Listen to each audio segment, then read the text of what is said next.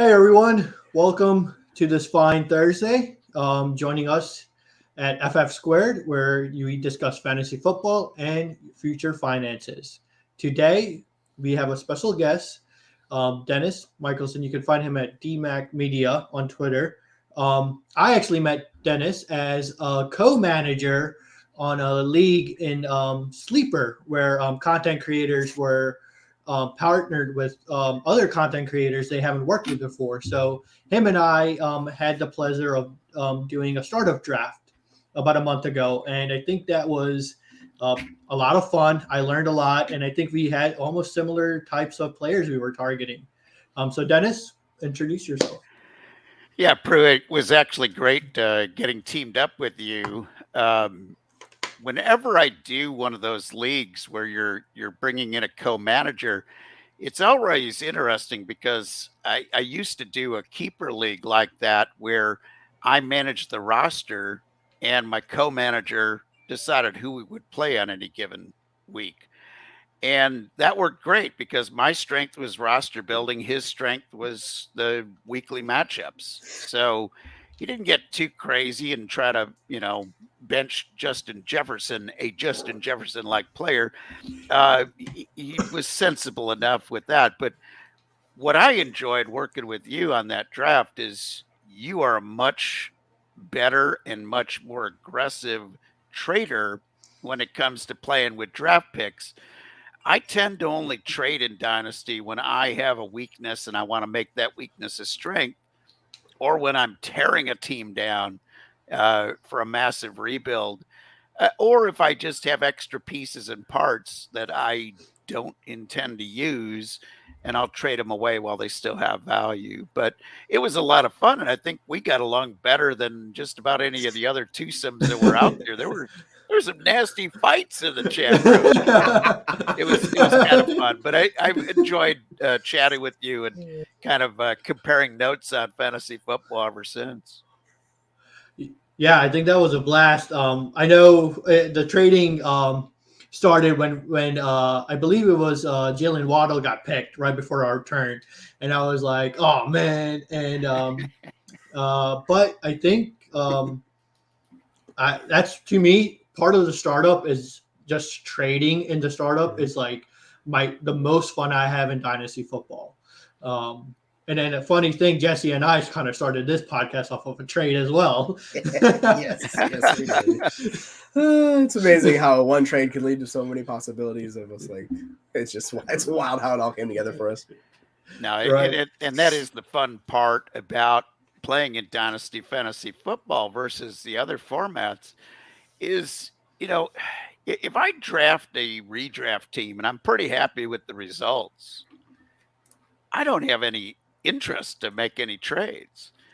But in a dynasty league, you're always tweaking, you're always making changes. You always have a position of strength and you usually have a position of weakness. Mm-hmm. It especially develops as injuries happen during a season too. And if you haven't, sort of backed yourself up in the right way with some key players, you could all of a sudden go from a strength to a weakness, and now you're kind of bailing water on, the old boat is taking on a leak. But it's a format that I also think, because of the need to trade, it really does a good job of networking you with other people.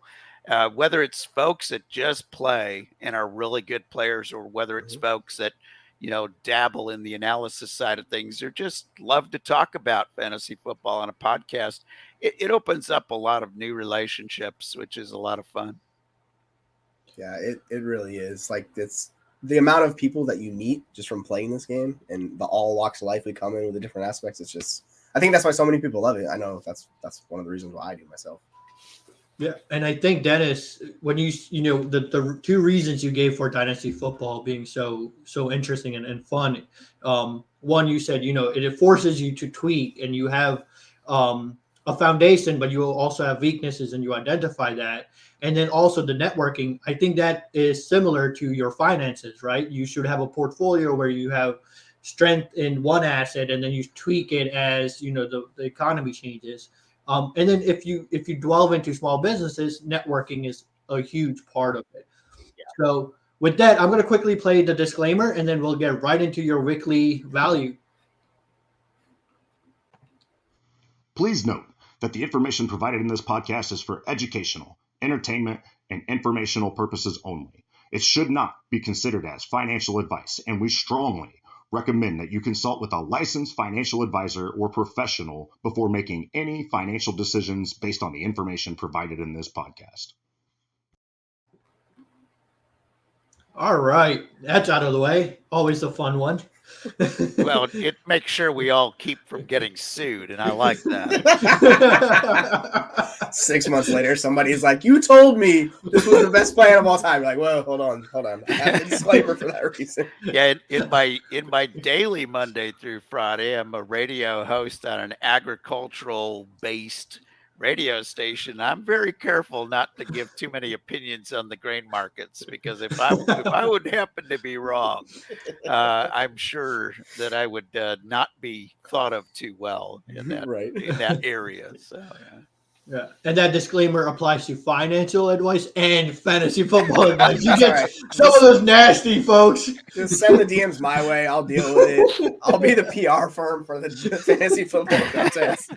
Hey, it's the financial aspect of fantasy football that has my wife actually encourage me to play more fantasy football, because we've had very good success with a little addition to the old income by way of fantasy football, especially dynasty leagues post-COVID.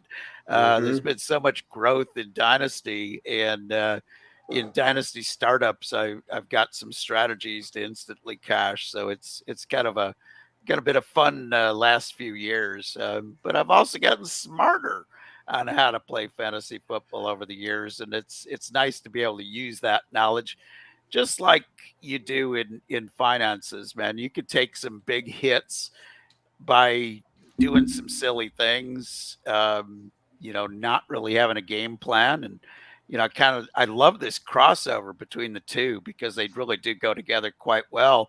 Because the concept, the most basic concept in finances and in investing is diversification. And if you're not diversifying in your dynasty fantasy football leagues, you're going to have occasional years where you don't cash a single check. So that's diversification. I'm a big believer in that for fantasy football, especially. Yeah, especially when we're playing these portfolios, like when we're in these 10, 20 plus leagues, right? It's a little bit different. If you're playing one or two leagues, like it's a whole different ballgame. Like I get your guys.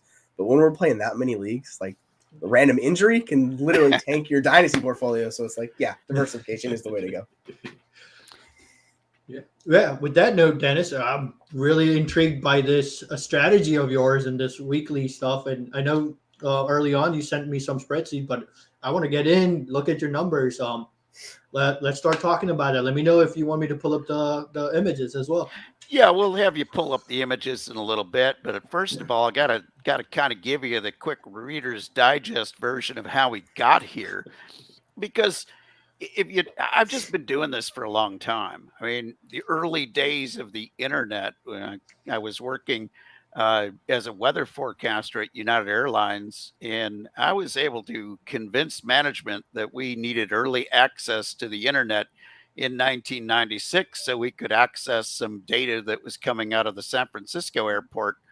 Well, that was my main reason. My secondary reason was, on a night shift, I had plenty of time to work on my fantasy football teams, but I didn't have internet connection at work back in 1996. So yes, it was a necessity for that as well.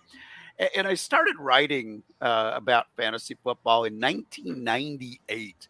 So I realized I've been doing this longer than some people have been alive that are on Twitter. And that's sort of, I have to put that in perspective sometimes when I assume that people know more than I think they should in fantasy football. And to be quite honest with you, I got irritated a few years ago when I kept seeing all these year-end point comparisons, and everybody, he scored, he was the WR8 last year. And I look at his stats and I'm like, but he didn't have many big games. I mean, that's not the kind of player I want on my fantasy football team, especially when you're playing a lot of best ball. You want guys who are going to score big. You want big scores. You don't care about, like, do you really care if a guy scores 5 or 6 versus nothing? He's Right. not going to be counted on your team anyway in a best ball league. So this goes back more than 20 years where I was doing my own projections just like everybody else. And I was getting damn good at it. But I noticed something. My return on investment was not increasing. If you are getting more proficient at doing something like projections of year-end totals or per game totals, you should get better at collecting more money in fantasy football as well. And I wasn't. My return on investment was okay some years, and it was break even other years. And then it was an occasional year where I flailed and I lost a few bucks. I never was investing big money, so it was not a big deal. It was just a hobby. It was just something fun to do, keep me out of trouble at work on a late night when there wasn't any weather. So it sort of became this goal of okay, how can I get better at this? Because I'm not satisfied as a weather forecaster. You're never satisfied if a forecast busts. It's like they tell you in poker, a poker player, professional poker player, he won't remember his great hands necessarily, but he'll tell you his worst beats from way back when. Weather forecasters are the same. I still feel sorry for the folks in Denver, Colorado that had to shovel the 7 inches of partly cloudy that I forecasted one day. So you remember the horrible forecast and you don't want to repeat the horrible. And the same strategy is taken in fantasy football. But I'm convinced, Prue, people just don't understand how to make a forecast. They don't understand that in any forecast, the forecast has a likelihood of busting. If you make a forecast and you know that if this forecast flops, it's more likely to flop because I underestimated a player in fantasy football. That's powerful knowledge. So you don't have to be perfect with your forecast in fantasy football. You just have to be better than the consensus. So I started playing with this idea of, okay, maybe it's tight end, 1 through 12 finishes. And, for a player, is scoring finishes, oh, he was a starting level tight end. Then I noticed that especially at tight end and quarterback, the difference between tight end 1, tight end 5, and tight end 12 are so vastly different from one week to the next that it's almost comical to say that the guy was a starting level tight end. And also, it's a big difference if I was the first tight end or the 12th. That could be a difference of 30 points on your team on an extreme basis. If you have a tight end that had a huge game versus a guy that, just barely had a 5 or 6 point game, but he was the tight end 12 because everybody sucked that week. That didn't do your team any good that you had a tight end 12 prediction. Yippee! I was mediocre. Great. It costs you money. So I started toying with the idea of what is important in fantasy football. And I came up with 2 things. One is big game ability. I want guys that post a huge score on a somewhat consistent basis. And the number 2 thing important in fantasy football is not putting up the old donut hole, not having one of those horrible weeks that can kill a team. So I started looking at how players score on a weekly basis, and I came up with a 66%, sort of threshold, around 60%. And then I rounded it off because I'm a simpleton and I like to have things on simple numbers. And so for a wide receiver and a running back, 10-point games, that was kind of what I expect. That's a 60% finish when you look at all the players that would be in a starting lineup for fantasy football. So I grade players to a 10-point floor at wide receiver, running back, and at tight end. I do it the same for a tight end as I do for a running back and wide receiver because I want to compare the 2 positions between themselves. But if you compare your consistency and the big game ability, I believe you get to numbers that help you make more educated decisions when it comes to fantasy football. It's no different than some of the items you use in financial planning. And when you're looking at a stock, you look at the results of that stock over time. You look at the dividend.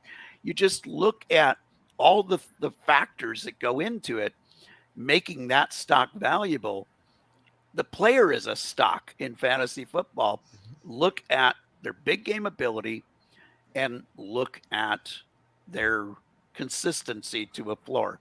You compare those two numbers, you're going to be a lot farther ahead than if you just use year-end points. Year-end points are lazy stats, and they're often deceiving. A couple of years ago, we saw a RB6 finish from Ezekiel Elliott when he played all the games. Mm-hmm. But if you looked at his value to fantasy football teams, if you had him on your team that year, you weren't drafting him the next year because he killed you.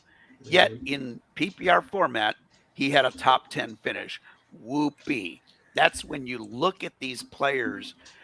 And I said to myself, what do I want from a football player when I'm scoring him in redraft or best ball or dynasty? Give me 10 great games. I don't care if he misses the other 7. Give me 10 great games, and I will manage to put a lineup together the 7 games he's out. This is not rotisserie baseball where we just add up the yardage, the receptions, and the touchdowns, just like we do home runs, RBIs, and batting average in rotisserie baseball. You can substitute in this game. And it drives me crazy, guys, that more people do not realize that you need a yearly, you need a weekly value in a weekly game. We keep falling in love with year-end points. Yeah, I'm on board with that 100%. I've seen this, and we've gotten a lot smarter as a community, so we're seeing more people kind of dig into this, and particularly like you see this a lot in best ball, where people mention that where they want those big games because those are difference-making games, and they're not so worried about the floor because the floor doesn't kill you in that format, particularly like this one. But yeah, it makes sense. It's just a lot of times you see people just go straight to the year-end stats, and that's just like that's not getting you anywhere because you don't know how it went on a week-to-week basis. Like they could have been good, like decent a couple, but depending on how the position is, like tight ends, like you said, those tight ends 6 through 12 didn't really matter anyways. So if you got guys that are putting those horrible floors, they don't matter. And here's how it came up with the whole best, the best game, the biggest game way of calculating this is I magically stumbled on it and I said, I want 10 good games. So the stat started out being called best 10. Or Big Ten originally. And then I thought I'd get sued by the Big Ten Conference. So I changed it to Best 10. But then I realized not all players play the same number of games in a season. Mm-hmm. And I didn't like the lack of data points. And I saw huge swings from one year to another on a guy, whether it was injuries, whether it was usage, whatever it was. I saw these big swings and I said, 1 year is not enough data. 3 years seemed like too much because the game changes so much in 3 years and players' abilities change so much. Look at a running back from age 26 to age 29. It's a huge difference in his production. You see most running backs fall off as they hit that magical 28, 29 year or get so much wear and tear on their legs and their body in this game. So I decided 2 years was the perfect window to look at. And instead of looking at 10 games, which was the original intent of the stat, give me 10 good games, I started looking at 1/3 of the total games. And that's what I used. And this has been 7 years now. I mean, I spent 10 years like an idiot trying to project year-end stats like everybody else and realized I was going nowhere, even though I was getting really good at year-end projections. Then it took 7 more years to get us to where we are now. there's 3 years of really solid data now where the formula hasn't changed. I haven't tweaked anything. I haven't tweaked my mentality of how I throw a game out or keep a game. For instance, if a player posts a 50-point game like Tyreek Hill did, okay, how do I treat that game? Because it's such an outlier versus the rest of his big games. Mhm. Well, I throw out the top score is what I end up doing. But what if a guy only has 12 games over those 2 years because he's been hurt or he's been a rookie or whatever? Now I get a top game of 30 points. His next highest game is 27. I look at that and go, I'm going to keep that 30-point game. It's indicative of what he's capable of doing. So there's a little bit of subjectiveness to this, but very little. And that is the key. So when I look at these numbers, I'm sometimes surprised by the forecast, because what you need to do from one year to the next is have a real understanding of how a team changed and how a player's potential within that team has changed. So you got to look at the offensive line. Did it get better? You got to look at the supporting cast. Has he got a better quarterback? Does he have a better second wide receiver for a wide receiver? Is there another rookie coming along that might steal some playing time from him? Was there a free agent signing that's going to cost him volume? So when I look at all of those factors, I come up with a percentage change from one year to the next. I mean, the most simple thing, we know rookies get better in their second year. Most of them do, unless there's an injury, unless there's a change of volume. You just learn the game and you get smarter from one year to the next. So that comes into play. But there's a factor that I look at that most people in fantasy football don't look at. A few years ago, when Patrick Mahomes was all world throwing, 47,000 touchdowns in one season, the defense absolutely sucked. So he was always in a shootout.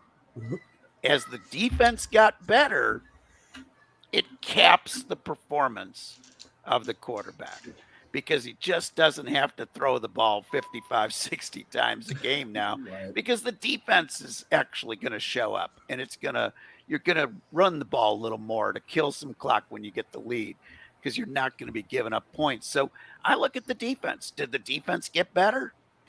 That might affect a fantasy football player's output on the offensive side too. Yeah, and I was going to ask, how do you implement rookies and second year players, since you only have like college data and 1 year of data going on those players? How do you implement those players into your projections and formula? I throw out the college data. Okay. I do not try to compare apples to oranges and end up forecasting bananas. So I look at a player and I say, okay, why did this team draft this guy? They drafted him because they think he's better than the existing player they have, right? Mm-hmm. So I look at it and I say, okay, first round draft pick, early first round draft picks, first 10 picks in the draft. If that's an offensive player, that guy's a superstar in the eyes of the NFL scouts. Mm-hmm. I apply a 20% jump from whoever he's replacing. Okay. So, for instance, JSN is a classic example at wide receiver. I was going to bring him up. Okay. So JSN, I forecasted him and I said, okay, where does he fit into Seattle's offense? Is he going to be instantly the number one guy? Maybe. But I decided to stay conservative and I forecasted his increase, which I wasn't very generous on. I was kind of stingy with JSN because he's coming into a situation where there's already two good wide receivers. But I think he'll be better than one of them. So I forecasted him 10% better than the second wide receiver on the team. And it just so happened that his forecast in weekly value ends up being a little higher than DK Metcalf and Tyler Lockett. So he gets rated as the top wide receiver. People will look at that and go, oh, that's nuts. That's crazy talk. I don't care if I'm right or wrong on that forecast. All I care is, am I better or worse at the ADPs going to be drafted in open leagues like redraft and best ball, where you're drafting rookies with the veterans? I'm just going to relate every ADP. Okay. If I'm looking at ADP and I got a guy ranked as the eighth best wide receiver, that's not where JSN's ranked, but I'm just using it as an example. If I've got him as the eighth, if I got a guy as the eighth best wide receiver, but his ADP is wide receiver 20, let's say, I'm not taking him at wide receiver 8 in the ADP. I'm waiting. And I might wait maybe 10 places before his ADP, and that's where he's the value. Gotcha. ADP guides my draft as much as my weekly values do. I use the weekly value data within the ADP. A classic example was last year. I had the Sun God as my WR8 in weekly values. He ended the season so consistent that I knew he was going to be a hot thing coming in next year for Detroit. Plus, their defense sucked. So I knew they were going to be playing from behind. He was going to get a lot of opportunities. And at home, Jared Goff is a pretty darn good quarterback indoors. Out of doors and away from Detroit, yeah, it's a little bit up and down. I didn't care. I liked the Sun God. So he was my WR8. He ended up on almost every best ball and redraft team that I had. I didn't draft him at the eighth wide receiver off the board. I just drafted him about 8-10 positions before his ADP.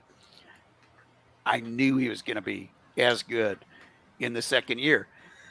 Why? Because weekly values told me he was probably going to get even better.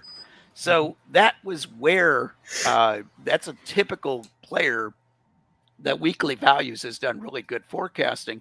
And it didn't matter whether I said he was WR8 and he ended up 5th or he ended up 15th.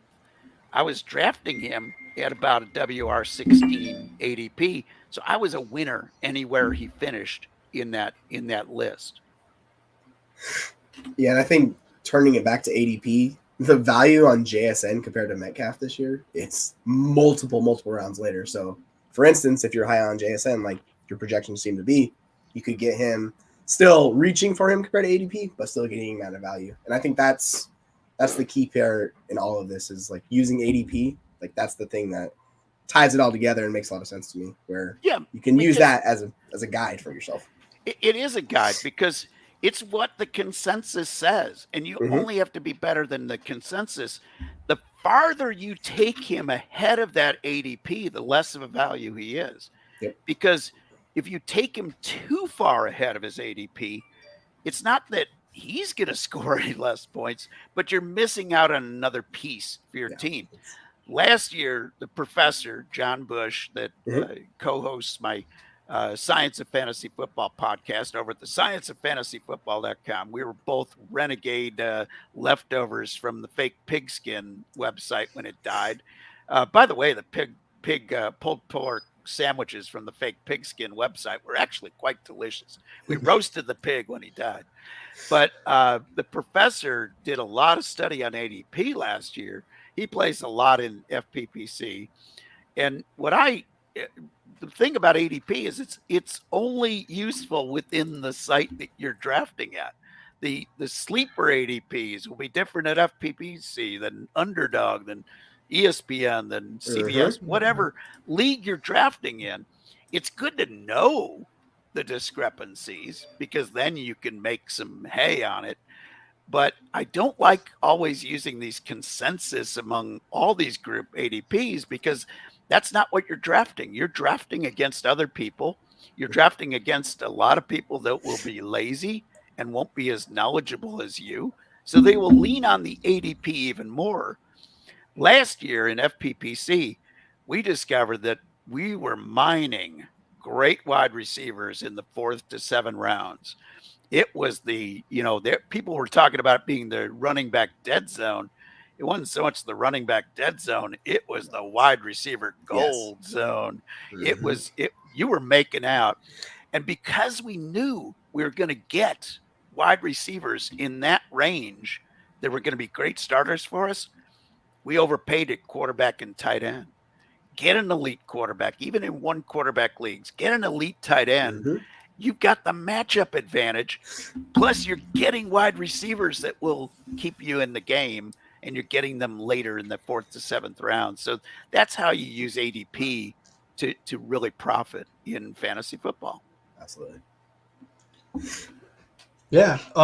Let's dive into some of this data and whatnot, and then we'll pull up some ADPs and compare some players. Perfect. To do. All right, and there you go.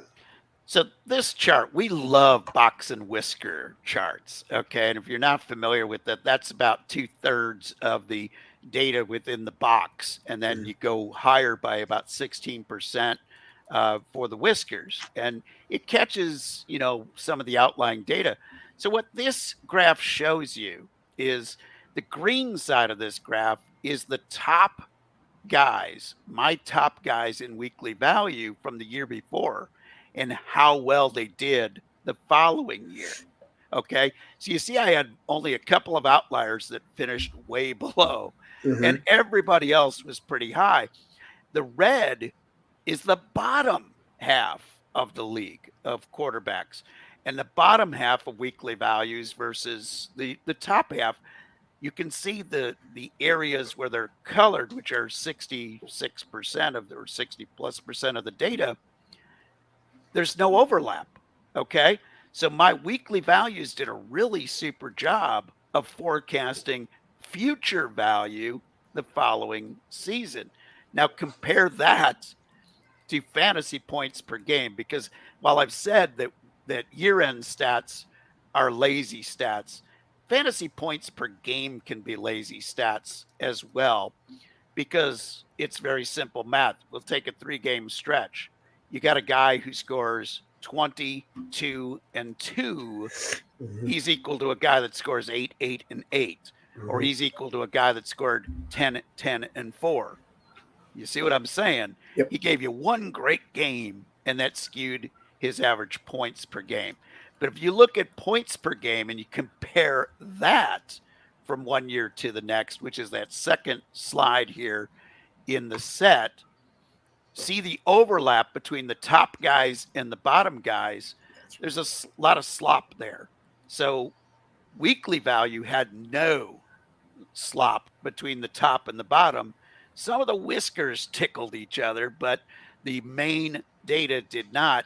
Here, you had guys that finished in the bottom half in fantasy points per game that made the top half the following year, and vice versa. It shows that my weekly values was better as a predictive tool than even fantasy points per game, and year end totals also had an overlap. This is the kind of data study that the professor is great at with these box and whisker graphs, because they show you the results very clearly. Yes, there's going to be outliers in fantasy football. There's always going to be outliers in fantasy football. But if you get 66% of the data right from one year to the next, you're going to have enough winning players to put a good team together. Yeah, I think that's really fascinating, especially comparing your weekly whisker charts to the points per game, and showing that how points per game, um, it tells you that the second half of the QBs in the league perform closer to the top half than your weekly chart does. I think that's a little bit eye opening in my mind. And here's the key is I'm using the data, just the flat data from the previous season to the next season. I take it to a whole nother level where I forecast which way the players are going to go. Are they going to increase? Or are they going to decrease? And thankfully, I'm happy to report that my forecasts are better than just using the previous data from the season before. But the interesting thing about weekly values, this stat that I came up with, is it's a very sticky stat. 90% of the starting players in fantasy football, so the guys that, when I say starting players, I even mean some of the guys that are on the bench. I mean the guys that are rostered on the majority, they show up on the majority of fantasy football teams. And it ends up being, about 280 players a year that get graded. Out of those guys, 90% of them stay within 10% of their weekly value score from one year to the next. The ones that have the bigger change than that are usually able to be forecast. That's usually rookies going to their second and third or second year guys going to third year, up until about 4 years worth of data. Then I rarely will change a guy's forecast unless he's in a really much better situation on his team. And then I'll be skimpy and I'll only bump him maybe 10%. I'm very conservative with those changes because I know how sticky that stat is. Unlike, year end stats, look at how many guys hit that year end stat chart in the top 12 and they never see that again in their career. With weekly values, once a guy is established, he usually doesn't go down until age really starts taking its toll, or the team just implodes and gets really, really bad. And both of those situations are somewhat predictable. The problem with age is that while guys do start falling off, running backs are a classic case where the professor's done these studies that show while there's fewer guys at age 30 that are doing things in fantasy football, the survivors can be very, very good. So you have to kind of accept some of the old guys on the team from time to time because they're not going to fall off at the same rate. But once a guy starts falling off on my weekly values, he usually keeps sliding.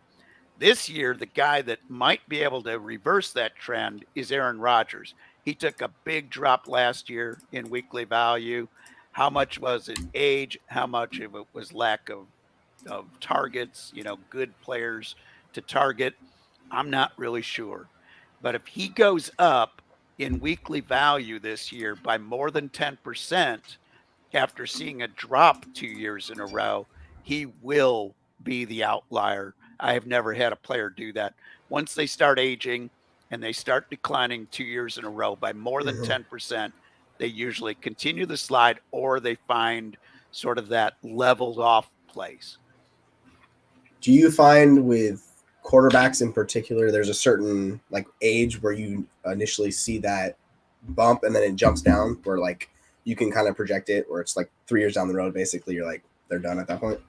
Yeah, I think so. On the age side, it seems to be about 35 is the area where if they start declining after 35, they usually keep declining.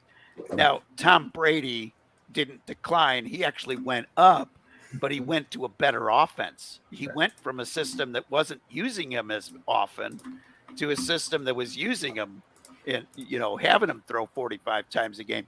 So he improved his position relative to fantasy football. He's always been the GOAT in real football, but he increased his value in fantasy football, and that was very predictable. So 35 seems to be there. On the other end, when do they stop improving? Seems to be about 26, 27. By 26, 27, I'm no longer giving them a bump by getting better with age. The other thing that the weekly values has done really well at quarterback and tight end is predicting breakouts. At quarterback, it absolutely nailed Josh Allen a few years ago. It just uses a smaller sample size of those big games, and it forecasted him to get much, much better. And then he did, and he also got more accurate, which made him even more valuable. But even if he had not changed his accuracy by that much, if he had only seen a smaller percentage change, weekly values said he was going to break out. Last year, Jalen Hurts was the guy that was going to break out. It was a certainty, and he was a steal. He was my number one guy that I took in redraft and best ball last year because I knew he was going to be primed for a great, great season. Did you already know it before AJ Brown came in, or like was that the candle that lit the fuse. Once they brought in AJ Brown, you're like, okay, it's wheels up. Like, we know what's going to happen. The numbers said he was going to be good, even if they didn't make that change. Okay. So I was already figuring, I use the delta from one season to the next. I use half of that delta. Because once a player is going in one direction, he tends to stay in that direction for a while. And it's hard to break the pattern. So his pattern, just based on another year in the league, getting smarter and getting better at everything NFL, and his half delta from his rookie season when he was only being used part-time to the second year, it was like, okay, this guy has got a 15% increase in him. And when they added AJ Brown, I said, I'm bumping that another 15%. And I felt really good about the forecast. I under forecasted where he would hit with weekly value, but he was my quarterback 4 last year. And he was going a lot lower than that in ADP. Yes, So it was. it was just, I didn't have to be right. I don't have to be perfect. I just have to be better than consensus.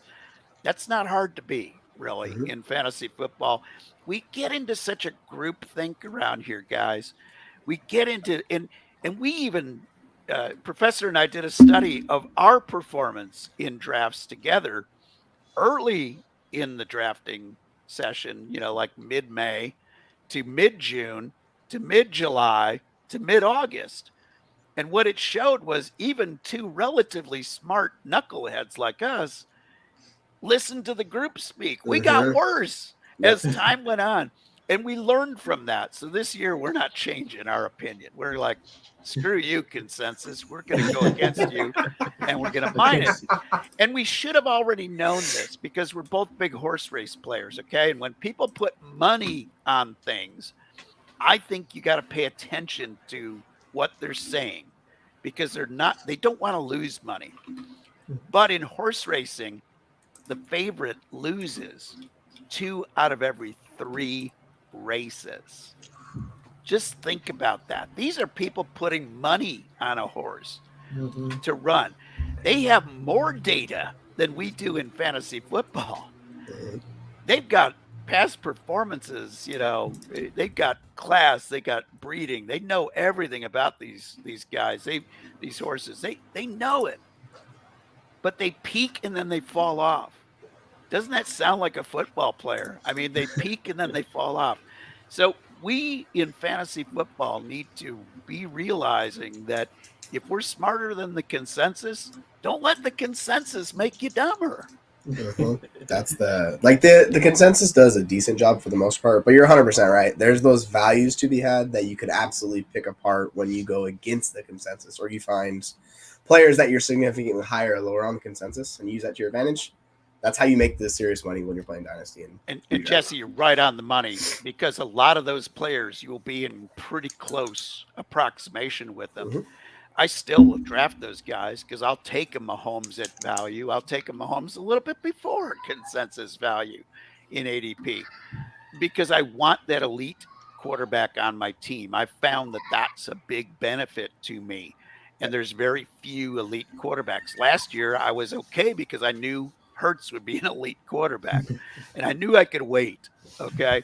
This year, I'm not sure I can wait on Hurts. He's going to be off the board pretty fast. I don't really know if I've got the guy that's going to join that elite. So I'll probably overpay for either Allen, Mahomes, or Hurts because I know that they're going to be an advantage to my team.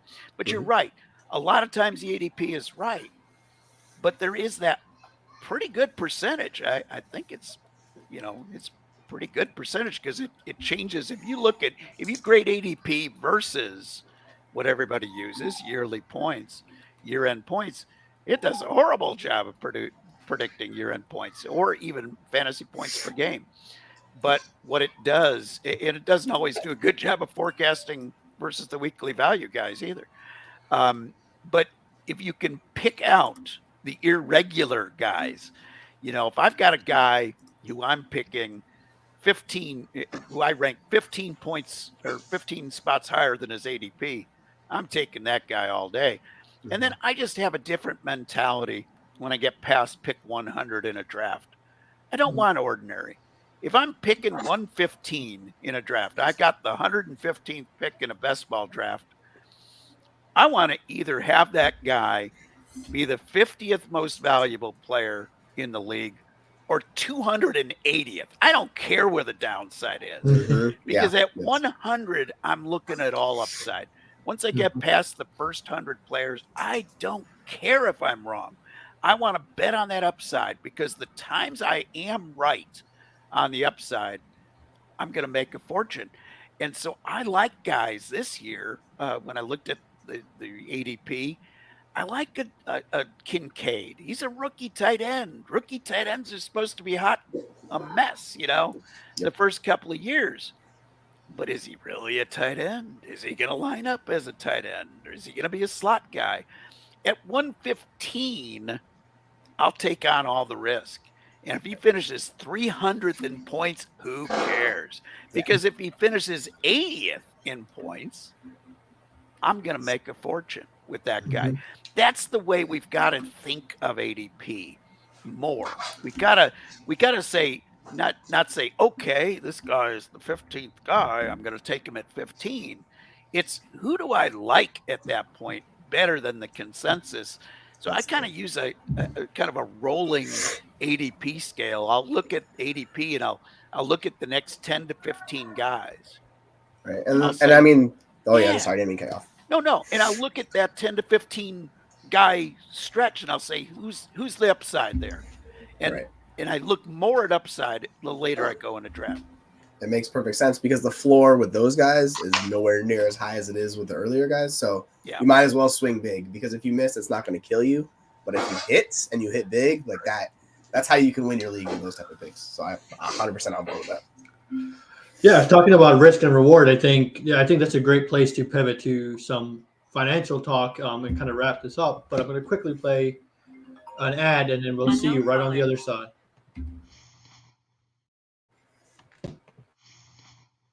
This podcast is sponsored by The League Winners. Check them out at theleaguewinners.com. All right, we're back. But I think, Dennis, you're one of the few folks that, understands how fantasy football and finances are very similar. And you approach your team building strategy in a lot of similar ways how hedge fund managers approach the stock market. What I wanted to do was kind of take the last 5 minutes and kind of get your input on where we are currently in our economy. And from your experience, kind of just, lay out some advice and some tips to the listeners and how to better prepare themselves for the future. Because as you know, there are cycles in finance and working those cycles and identifying the discrepancies in those cycles similar to ADP, you could make a fortune. Yeah, and right now, I mean, we'll kind of go back a few years because, my wife and I were sitting in a situation where, I had moved down here, downstate Illinois from up near Chicago, and we're renting an apartment and we weren't really sure when we were going to make the move to buy a house and whatnot. And, then COVID hit and then it's like, you don't want to do anything now. You want to just hold your cards and see how things are playing out. But when I looked at how much more money the Treasury had pumped into the economy, I was saying, my God, we are in for the worst devaluation of the dollar that we've seen in my lifetime. And I lived through the 70s. It was not going to be pretty. So we were good. We were about, coming out of COVID. If you look at it realistically, we would have been like 2024 would have been the right time to buy a house for us, not when we bought it. But I said, screw this. I'm putting every dime that I can together and then won a nice little batch in fantasy football, which really helped. And I said, it's now or never. If we do not buy a house here coming right out of COVID in, we're never going to get into this house. It's that simple, because interest rates got to go up. Inflation's got to go up, which is going to push the housing costs. So we were able to find a house, and just to tell you, I mean, we're talking 2 years now we've been here, and the reality is the value of the house has gone up by about 15 to 20% in that time. Interest rates more than doubled. Mm-hmm. So getting in when we did, even though it's not something I would recommend to somebody, because I did not have my cash reserve in place like I would want to. I just said, screw it, man. Things are going to get really funky. Now is the time to buy. And we did that.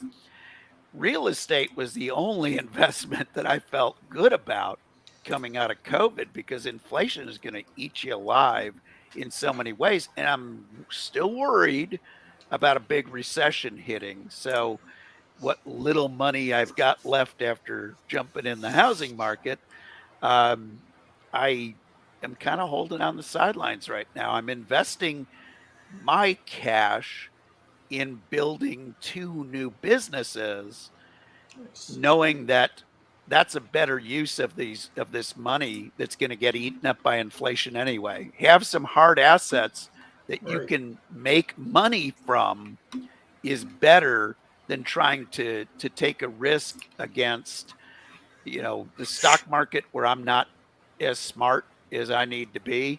Real estate, I've always done well. I've always been able to get into a market at a nice place in the market cycle.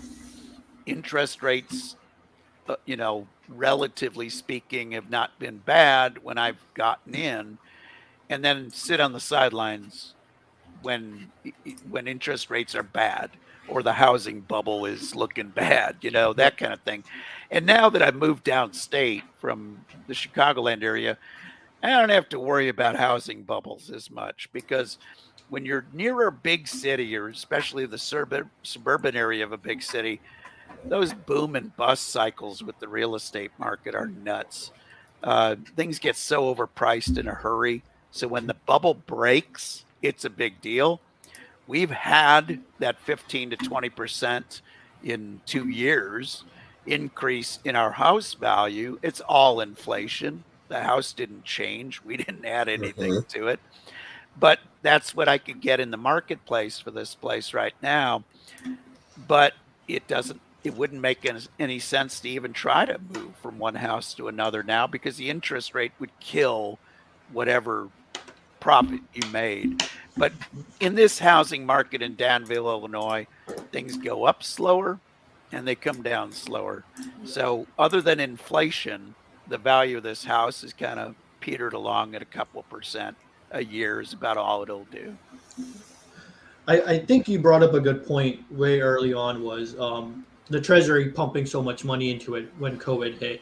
And a lot of people think that interest rate is the cause of inflation or deflation, but in reality, it's a more sticky um, correlation to the amount of money the federal government is putting into the economy.